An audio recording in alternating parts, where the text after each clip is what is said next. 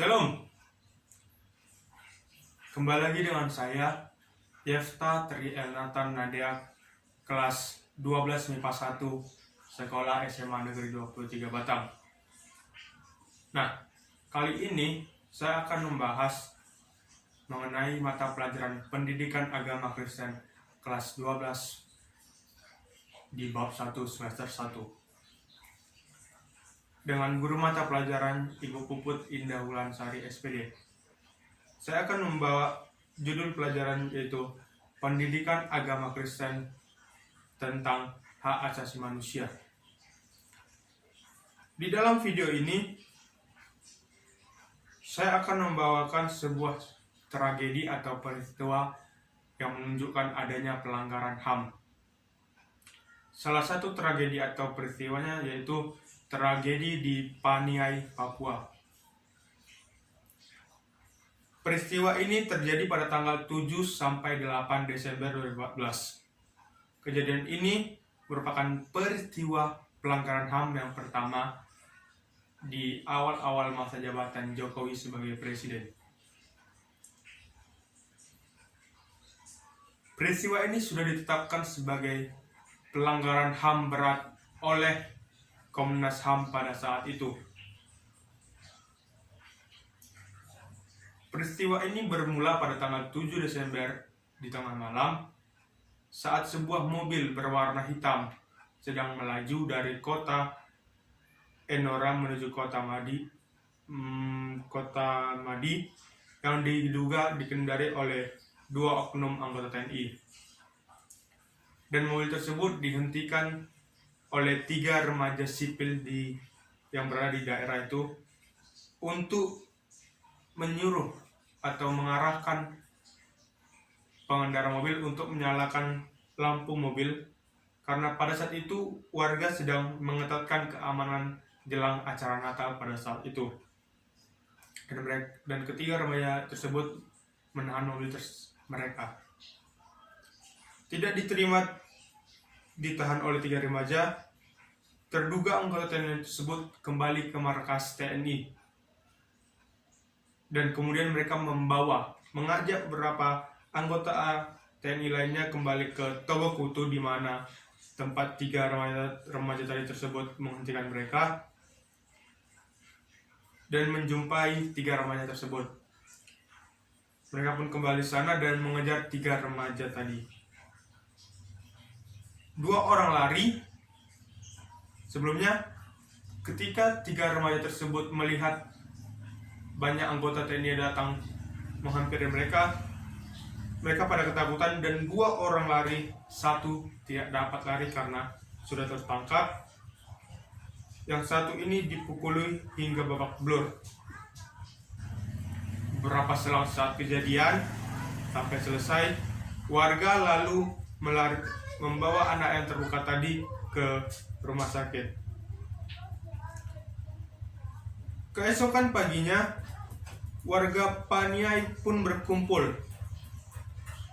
Seluruh warga Paniai berkumpul dan meminta aparat TNI melakukan pertanggungjawaban atas apa yang mereka lakukan kepada 1 remaja tadi. Warga berkumpul di lapangan Karel Gobai, namun sebelum dilakukannya pembicaraan antara warga Paniai kepada pimpinan aparat TNI, aparat gabungan TNI dan Polri sudah melakukan penembakan kepada warga Paniai.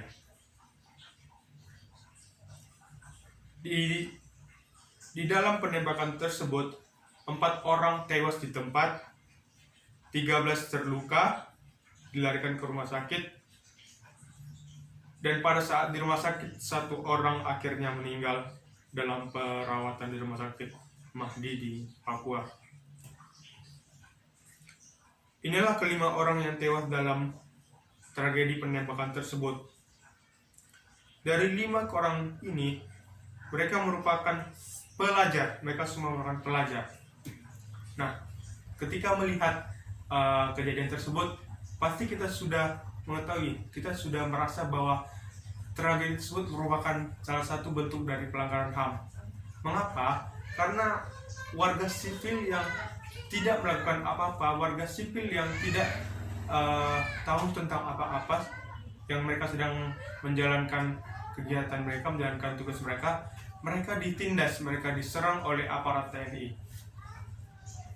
Ini merupakan salah satu bentuk pelanggaran HAM bagi warga negara. Sebelumnya saya mau mengatakan hal ini sama kejadiannya, hal ini sama dengan ceritanya di dalam kitab Pengkhotbah pada pasal yang keempat ayat yang pertama. Dalam kitab Pengkhotbah 4 ayat pertama disebutkan di sana orang-orang yang berkuasa menindas orang-orang lemah. Hampir sama bukan dengan cerita kisah yang tadi saya sampaikan tentang tragedi di Paniai, Papua. Dan Alkitab yang harus kita ambil di dalam hal ini,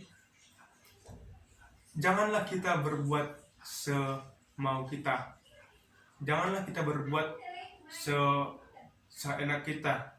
Bukan karena kita seorang pemimpin, bukan karena kita punya jabatan, tapi karena kita melakukan apa yang harus kita lakukan. Kita harus melakukan apa yang kita lakukan kepada sesama kita, harus disamai, harus memiliki sifat sama seperti kita melakukan apa yang harus kita lakukan kepada Tuhan. Misalnya kita mengasihi Tuhan, kita juga harus mengasihi sesama kita.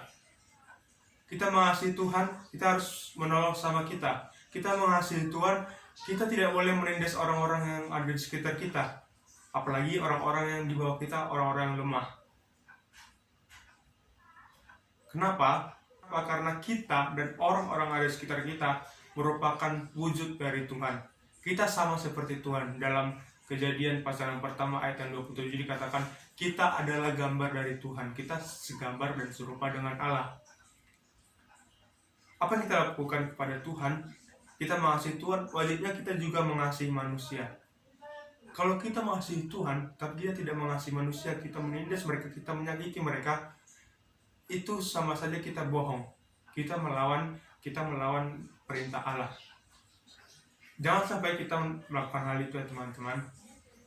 Karena kita punya jabatan, kita punya kekuasaan, kita menindas orang-orang lemah.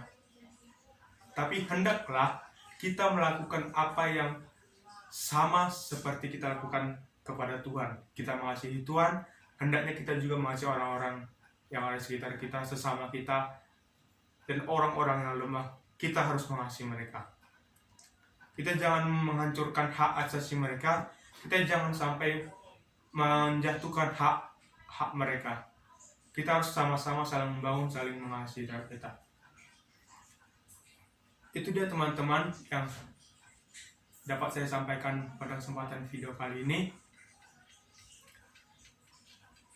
Kiranya kita sebagai manusia yang diciptakan Tuhan, karena kita mempunyai hak asasi yang diberikan Tuhan sebagai anugerah, mari kita kerjakan hak asasi tersebut sesuai dengan perintah Tuhan. Kita harus menunjukkan sikap Tuhan, kita harus menunjukkan karakter Tuhan dalam menyikapi HAM yang terada, HAM yang ada dalam dunia ini. Kiranya materi yang saya sampaikan pada saat kali ini berguna bagi teman-teman yang menonton, supaya kita sama-sama saling mengasihi di antara sama kita seperti kita saling mengasihi Tuhan. Tuhan Yesus memberkati. Shalom.